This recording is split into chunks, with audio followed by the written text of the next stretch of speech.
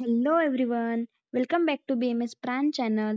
आज आपण सगळे बघणार आहोत सिंपल ट्रिक. सिंपल ट्रिक्स म्हणजे काय तर कोणता पण एलिक्यू द्रव्याचा आला तर आपल्याला तो ब्लँक न सोडता त्यात कोणते पॉइंट्स आपल्याला काहीच नाही येतं आपण कसे लिहिणार. तर आपल्याला फक्त त्याच्यासाठी काय माहित पाहिजे तर द्रव्याचं वीर्य माहिती पाहिजे. द्रव्याचं वीर्य अगर आपल्याला माहिती असेल शीत आणि उष्ण त्याच्या अकॉर्डिंगली मी एक पॉइंट्स घेऊन म्हणजे 10 पॉइंट्स आणि 11 पॉइंट्स आहे त्याच्याच अकॉर्डिंग आपल्याला त्याचा एलिक्यू लिहायचा आहे. जसं की आता नाव, कुल, लॅटिन नेम आणि परिणाम हे तर सगळ्यांचे वेगवेगळेच आहेत, ठीक आहे. पण जे कॉमनली काय आहे की कॉमनली जे शीत वनस्पती आले तर ते पॉइंट्स लिहू शकते ते मी इथं मेन्शन केले आहे, तुम्ही सर्व बघून घ्या. सगळ्यात पहिले तर काय रासायनिक संघटन. तर शीतवीर्याचं रासायनिक संघटन काय असणार आहे? क्षारत्व, स्थिर तेल, ठीक आहे हे. आता प्रमुख कार्य व उपयोग काय आहे त्याचे?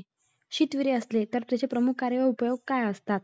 वातज, श्वास, कासामध्ये उपयोगी, मग मधाबरोबर चाटण, मग क्षयस कासमध्ये, रक्तस्रावामध्ये, वसामध्ये, तूपमध्ये, स्वरसाबरोबर हे त्याचे कॉमन पॉइंट्स आहे. म्हणजे शीतवीर्य आले त्याचे कॉमन पॉइंट्स की प्रमुख कार्य व उपयोग आपण हे लिहू शकतो ॲज इट इज. म्हणजे का पेपर ब्लँक सोडता कामा नये. त्यानंतर दोष दोष कोणते शामक होतात आणि कोणते वाढतात? तर मोस्टली शीतवीर्य असलं तर पित्तचा शमन होते आणि वात आणि कफ इन्क्रीज होतात, ठीक आहे.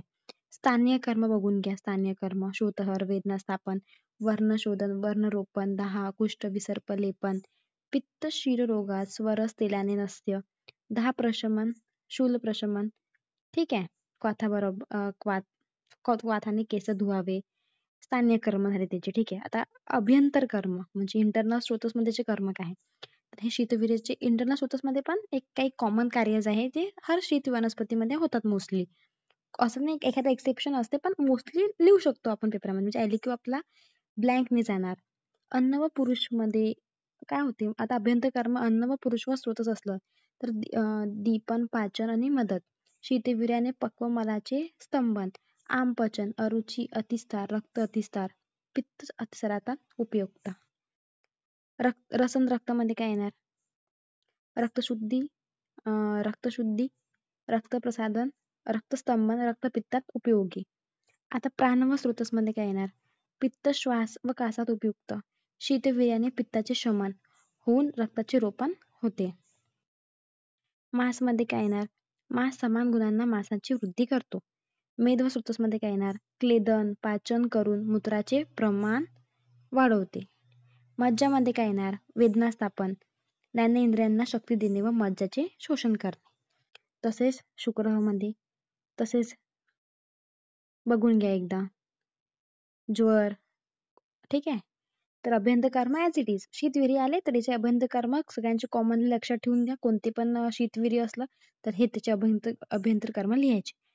ज्वर, कुष्ठ, प्रमेह, त्वचा त्याचे पण बघू. आता ज्वर प्रमेह म्हणजे काय? तर शीतवीर्य काय करते? ज्वरातनं करते. कुष्ठ काय करते? पित्तच कुष्ठात वापर होतात. म्हणजे कॉमन की प्रमेह व्याधी असला आणि त्वचा असला त्याच्यात शीतवीर्य असलं तर आपण उपयोग त्याचा करू शकतो. मी 2 मिनिटं थांबते, पॉज घेते. तुम्ही वाटलं तर स्क्रीनशॉट काढून घ्या, ठीक आहे. आता स्रोत, आता बघा धातू काय करतो? कफ, वात, वर्धन व पित्त शमन करतो. दोष कफ म्हणजे कफ आणि वाताचा इन्क्रीजमेंट होते आणि पित्ताचा डिक्रीजमेंट होते. तसेच मल काय करते? मल स्तंभन आणि अव्यय काय? तर मास. नंतर धातू काय करते? तर सप्तधातूचं वर्धन करतो व रक्त प्रसादन करते. कॉमनली ही कॉमन मात्रा आहे मोस्टली शीतवीर्य असली तर. चूर्ण 0.1 to 1 ग्राम, 1 to 2 ग्राम पर्यंत असते मोस्टली.